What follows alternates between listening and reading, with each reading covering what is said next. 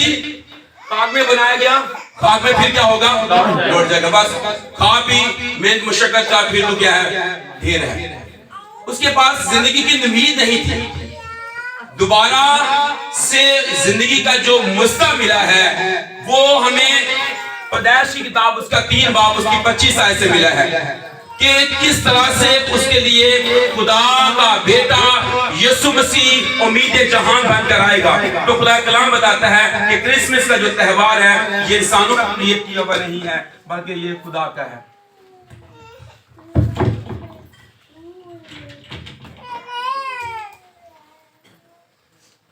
اس کو مریم اور یوسف نے جب ان کے ہاں یسوع مسیح کی پیدائش ہوئی تو مریم اور یوسف نے ہی مجوسیوں کو دعوت نہیں دی یا گٹریوں کو دعوت نہیں دی. اس کی دعوت کس نے دی ہے, کس نے دی ہے جی, خدا نے دی. خدا نے کہا اور خدا فرشتوں کے ذریعہ سے گٹریوں کو بتا رہا ہے اور وہ دنیا کے لیے امید بن گیا, دنیا کا نجات دہندہ بن گیا. مجوسیوں کا دعوت اس نے نہیں دی بلکہ خدا نے دی اور خدا ستارے کے ذریعہ سے وہ کلام کرتا ہے, بتاتا ہے کہ تاکہ لوگ جو ہے اس پر ایمان لائیں. اور مریم یوسف نے کبھی بھی کسی کو یہ نہیں کہا دیکھو سانو خدا نے پتر دیتا کہ دیکھو. آج جب ہوتا سی جا کے لوگوں نے فون کر کے بتاتے ہیں کہ خدا نے ہمیں کیا دیا ہے, ہمیں بیٹا دیا ہے. لیکن یہاں پر انہوں نے نہیں کہا کیونکہ یہ خدا کا کریٹ کیا ہوا ہے, خدا کا تہوار ہے, خدا کے منصوبے میں تھا. خدا نے ہی اس کے بارے میں خبر جو ہے وہ گدریوں کو دی ہے, مجوسیوں کو دی ہے اور وہ اس بات کا انہوں نے چرچا کیا. جب لوکا 2:8 پڑھتے ہیں تو یہاں پر ہمیں یہ بات واضح طور پر نظر آتی ہے. یہ منصوبہ خدا کا ہے اور یہ منصوبہ زمین پر نہیں ہے, یہ آسمان پر کا ہے. جب انسان گناہ میں گر گیا, آپ اس بات کو انڈرسٹینڈ کریں کہ جب انسان گناہ میں گر گیا تب خدا نے بھی یہ منصوبہ تیار کیا کہ انسان گناہ میں ہی پڑا نہ رہے, وہ گناہ میں ہی مر نہ جائے, بلکہ اس نے پہلے سے اپنے بیٹے کو اس بات کے لیے تیار کیا. خدا نے اپنے کلمے کو تیار کیا جو اس کی ذات کے اندر موجود ہے. تو خدا نے اس سے پہلے کہ انسان گناہ میں غرق ہو جاتا, مر جاتا, کیونکہ کلام کہتا ہے گناہ کی مزدوری کیا ہے, موت ہے, اس نے اپنے بیٹے کو اس بات کے لیے تیار کیا تاکہ جو گناہ میں پھنسے ہوئے ہیں, جو گناہ میں پڑے ہوئے ہیں, ان کو رہائی اور ہمیشہ کی زندگی دے. تو خدا نے اپنے بیٹے کو دنیا میں اس لیے بھیجا. یہ زمین پر پلان نہیں بنا ہے, یہ آسمان پر خدا کا منصوبہ ہے, آسمان پر پلان بنا ہے. اس کے نبیوں کے ذریعہ سے پیشن گوئیاں بھی کی گئی. نبی اس بات کی پیشن گوئی کرتے رہے کہ یسی کے تنے سے قوم پر پھوٹے گی. وہ اس بات کی پیشن گوئی کرتے رہے کہ کواری حاملہ ہوگی. وہ اس بات کی پیشن گوئی کرتے رہے کہ بیت لحم کے اندر جو ہے وہ اس کی پیدائش ہوگی. وہ اس بات کا چرچا کرتے رہے کہ آفتاب صداقت تالے ہوگا. وہ اس بات کو مناتے رہے کہ اٹھ منور ہو تیرا نور آ گیا. تو وہ اس بات کا اظہار تو کرتے رہے اور خدا اس منصوبے کو اپنے نبیوں کے ذریعہ سے حصہ بہ حصہ اور طرح بہ طرح سے ظاہر بھی کرتا رہا. اس لیے یہ منصوبہ زمینی نہیں ہے, یہ منصوبہ آسمان کا ہے. کرسمس خدا کے وعدوں پر یقین کرنا ہمیں سکھاتا ہے کہ اگر خدا نے پیدائش 3:15 میں جو پیشن گوئی کی تھی, جو وعدہ کیا تھا, اسے اس نے پورا کیا.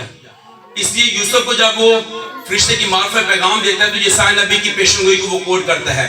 فرشتہ کو اسے بتاتا ہے کہ یہ وہ پیشن گوئی کے مطابق ہے, اس کے بیٹا ہوگا تو اس کا نام یسوع رکھنا. تو یہ وعدوں کی تکمیل ہے. اور اگر خدا اپنے وعدوں کو پورا کرنے کے لیے کیا رہتا ہے, بیدار رہتا ہے. یرمیہ کی معرفت وہ کہتا ہے جب خدا نے وعدے کیے ہیں تو ان وعدوں کے پیچھے وہ کھڑا ہے. خدا اپنے وعدوں کو پورا کرنے کے لیے بیدار ہے.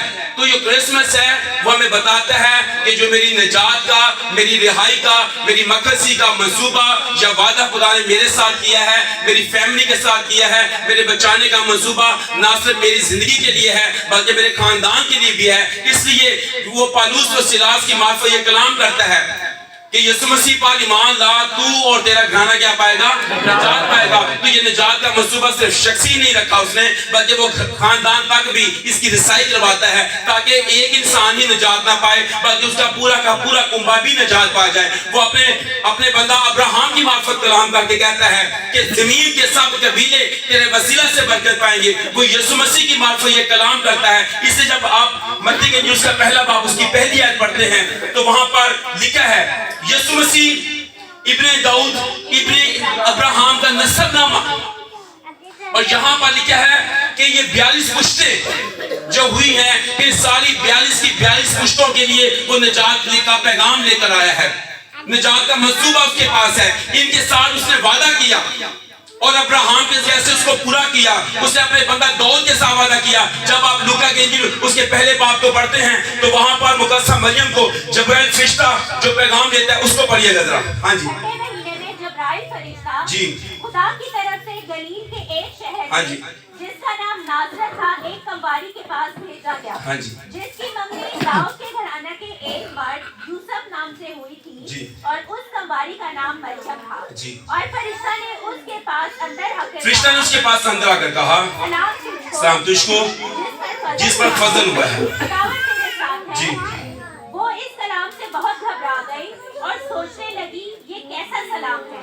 فرشتہ نے اس سے کہا، فرشتہ نے اس سے کہا، اے مریم خوف نہ کر، کیونکہ خدا کی طرف سے تجھ پر فضل ہوا ہے، اور دیکھ تو حاملہ ہوگی، ہاں جی اور تیرے بیٹا ہوگا، اس کا نام یسوع رکھنا، ہاں جی اور خدا تعالیٰ کا بیٹا کہلائے گا، جی اور خداوند خدا اس کے باپ، غور کیجئے، خداوند خدا اس کے باپ داؤد کا تخت اس سے دے گا، اور آگے اور وہ یعقوب۔ آپ غور کریں، جب آپ پڑھتے ہیں تو لکھتا ہے پیدائشی کتاب میں کہ یعقوب میں سے ایک ستارہ نکلے گا، یسی میں سے کومبل پھوٹے گی، داؤد میں سے ایک ستارہ نکلے گا۔